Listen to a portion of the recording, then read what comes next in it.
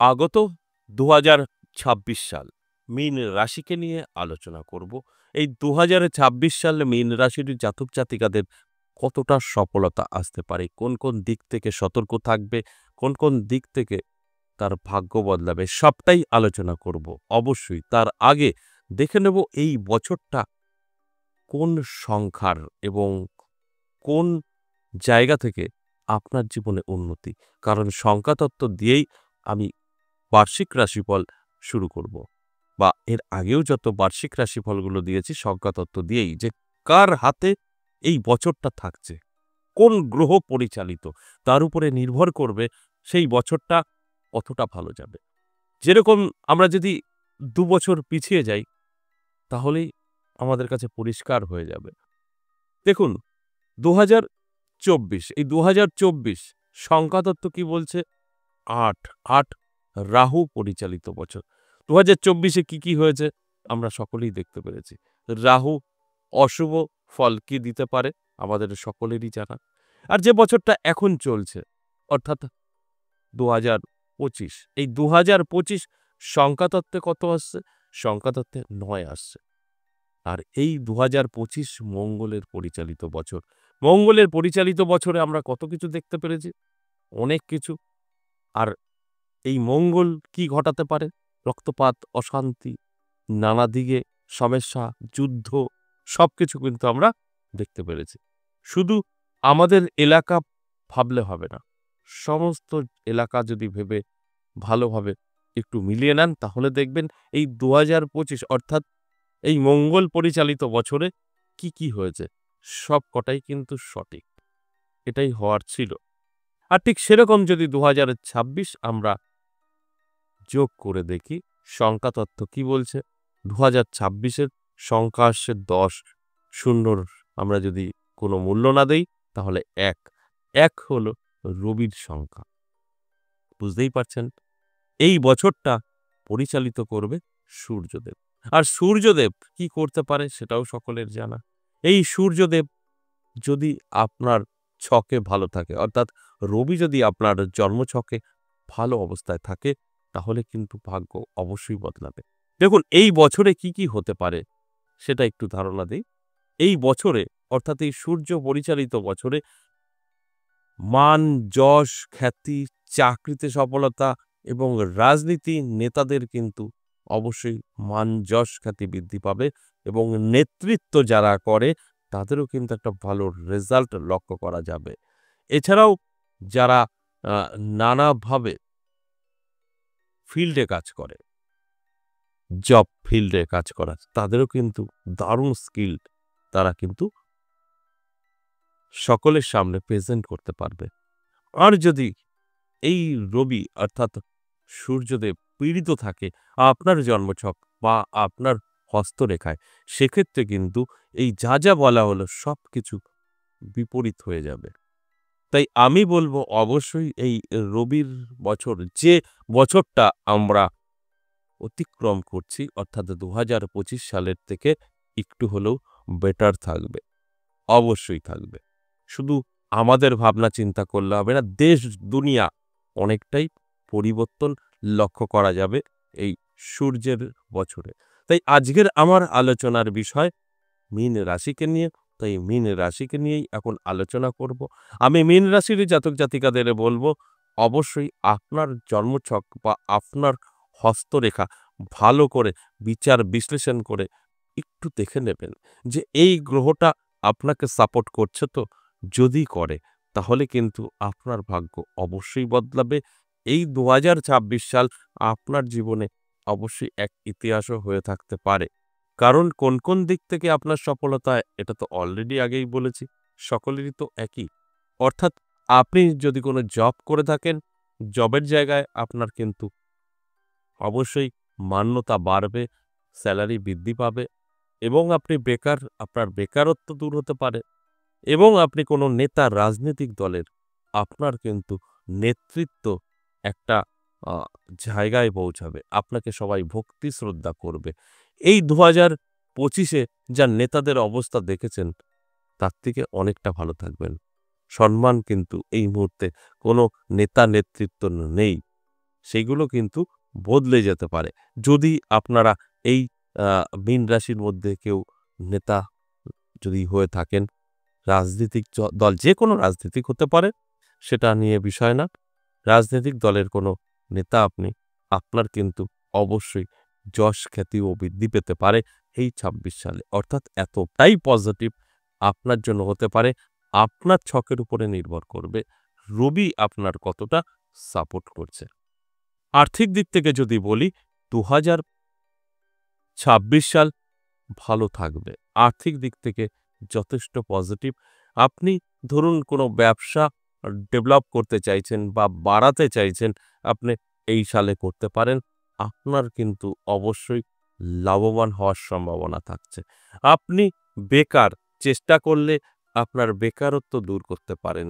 যদি মনে করেন আমি জব করব, খোঁজ করুন, পেয়ে যেতে পারেন বা ব্যবসা করবেন, যোগাযোগ করলে পেয়ে যেতে পারেন। বা বহুদিনের আটকে থাকা কাজ, আপনাকে কেউ পাত্তা দিচ্ছিল না, আপনার সমস্ত কিছু আটকে রেখেছে, সেটা হতে পারে সরকারি কাজ, হতে পারে পাবলিকের হাতে। সেই জায়গা থেকে আপনি কিন্তু বেরিয়ে আসতে পারবেন। আপনার সমস্ত কাজগুলো কিন্তু ক্লিয়ার হয়ে যাবে। শুধু বলব অবশ্যই আপনাকেও কিছুটা ধৈর্য ধরতে হবে। অর্থাৎ মানুষের সাথে ভালোভাবে কথা বলতে হবে, কথা বলা শিখতে হবে এবং মান্যতা দিতে হবে। আপনার মধ্যে সততা থাকতে হবে। এইগুলো আপনার মধ্যেও প্রয়োজন আছে। শুধু একতরফা কিছু হয় না। শুধু আপনার সময় ভালো, আপনি যেরকম খুশি চলবেন আর আপনার ভালোই হবে, তা কিন্তু নয়। কিছুটা পরিবর্তন আপনাকেও হতে হবে। নতুন বছরে আপনি নতুন করে নিজেকে তৈরি করুন। আপনার এই দিনটা আর দেখতে হবে না, যে দিনটা আপনি কাটিয়েছেন। এবং যারা স্টুডেন্ট আছেন, তাদের ক্ষেত্রে বলব পড়াশোনা কিন্তু আপনাদের হবে এই বছরে। মন বসাতে পারবেন। শুধু বলব যারা লাভ রিলেশনে আছেন, তাদের কিন্তু ধোঁকাবাজি হতে পারে। নানা রকমভাবে ধোঁকাবাজি হতে পারে। রিলেশন দিক থেকে কিন্তু কিছুটা চাপের বিষয় থাকবেন। অবশ্যই অ্যালার্ট থাকুন। আমার এই কথাগুলো শুনে বুঝে তারপর আপনার জীবনে এপ্লাই করুন। সেখান থেকে কিন্তু আপনি বুঝতে পারবেন আপনার কি করণীয়? কি করলে আপনার এই ধোঁকাবাজি থেকে বেরিয়ে আসতে পারবেন? এটা আপনার ক্লিয়ার হয়ে যাবে। আপনাকে কেউ শিখিয়ে দেবে না, আপনিই পারবেন। এর জন্য অ্যালার্ট কিন্তু থাকতে হবে। কারণ নতুন বছর যদি আপনার ভালো যায়, তাহলে কিন্তু অবশ্যই একটা নতুন জীবন আপনি পেতে পারেন। আর নতুন বছর যদি খারাপ যায়, তাহলে নরক হয়ে যেতে পারে আপনার জীবনটা। আর এটা সবকিছুই যারা রিলেশনে আছেন তাদের উপরে নির্ভর করে। কারণ একটা মেয়ে রিলেশনে এসে আপনাকে শেষ করে দিতে পারে বা একটা ছেলেও আপনার জীবন শেষ করে দিতে পারে। তাই এই জায়গাগুলো একটু মাথায় রেখে চলুন। হালকায়, হালকায় নেবেন, ডিপলি কিছু নেবেন না। অবশ্যই ২০২৬ সাল আপনার ভালো কাটবে। স্বাস্থ্য যদি বলি, স্বাস্থ্য কিন্তু আপনার সঙ্গে খেলা করবে এই ২০২৬ সালে। খেলা করবে কিরকম? কখনো ভালো, কখনো খারাপ, কখনো ভালো, কখনো খারাপ।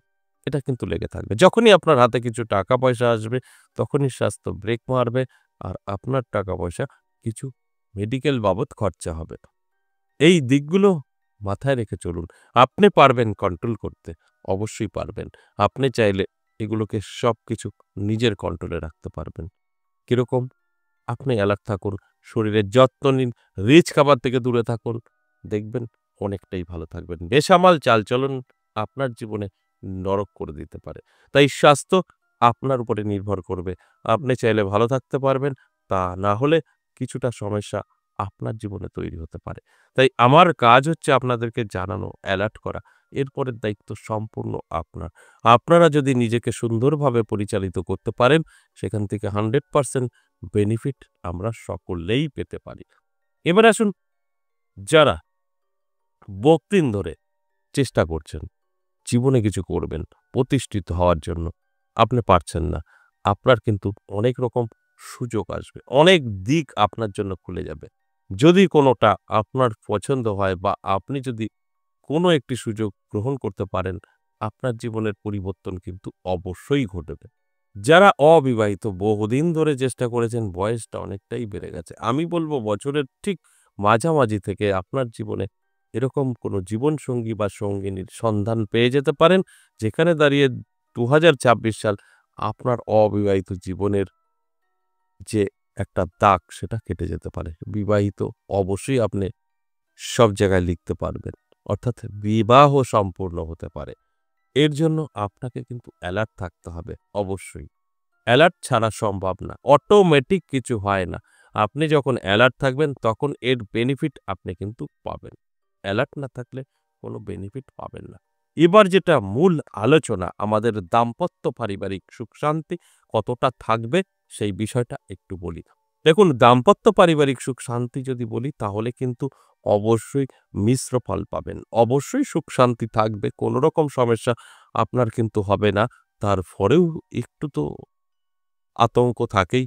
অর্থাৎ আপনাদের মধ্যে তৃতীয় কোনো ব্যক্তির আগমনে বাড়িতে অশান্তি সৃষ্টি হতে পারে।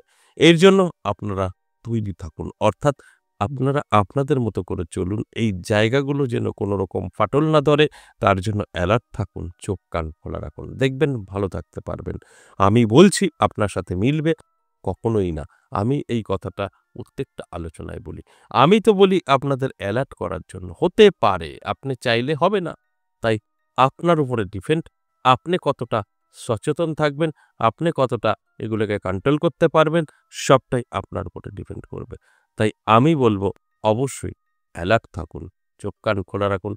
ঠিক আপনি যদি সঠিকভাবে নিজের জীবনকে এগিয়ে নিয়ে যেতে চান, অবশ্যই পারবেন। তবে আমি আরেকটা কথা বলি, আপনাদের মধ্যে স্বামী-স্ত্রীর মধ্যে যদি কোনো ভুল বোঝাবুঝি থেকে থাকে, সেগুলো কিন্তু মিটে যেতে চলেছে। এটা একটা বড় পাওয়া। এবং আপনার বাড়িতে বয়োজ্যেষ্ঠ যদি কেউ থাকে, সে মা হতে পারে, বাবা হতে পারে, ঠাকুরদাদা, ঠাকুমা হতে পারে। তাদের স্বাস্থ্যের কিন্তু অবনতি হতে পারে এই ২০২৬ সালে। আপনার অবশ্যই কিছু অর্থ মেডিকেল বাবদ খরচা হতে পারে। অর্থাৎ আপনার বাড়িতে কেউ বা কারা অসুস্থ থাকার কারণে কিছু আর্থিক সমস্যা আসতে পারে। এগুলো সবটা আপনার হাতে নির্ভর করবে। আপনি কিভাবে আপনার মতো করে চলবেন। আর আপনি যদি রাজনৈতিক কোনো নেতা হয়ে থাকেন, আপনার মীন রাশি আপনি দেখছেন, আপনার রবি ভালো, আপনার কিন্তু নাম, যশ, খ্যাতি ফাটবে। কোন রাজনীতি দলের সেটা ম্যাটার করে না। ম্যাটার করে আপনি রাজনীতি দলে আছেন কিনা। যেকোনো রাজনীতি দল আপনার হতে পারে। আপনার কিন্তু রাজনৈতিক দিক থেকে ভীষণভাবে নাম ফেটে যাবে এবং সাকসেস পাবেন যদি রবি আপনার ছকে ভালো থাকে। আর যদি দেখা যায় যে রবির অবস্থান ভালো নেই, তাহলে কিন্তু খুব একটা ভালো রেজাল্ট আপনার আসবে না। কারণ রবির উপরে ডিপেন্ড করবে আপনার এই রাজনৈতিক জীবনটা কতটা সফলতা আপনার হতে পারে। এই যে আলোচনাগুলো করা হলো সম্পূর্ণ কিন্তু এভারেজ এবং সর্বজনীন। এখানে কারোর ব্যক্তিগত জন্মছক বা হস্তরেখা বিচার বিশ্লেষণ করে আলোচনা করা হয়নি।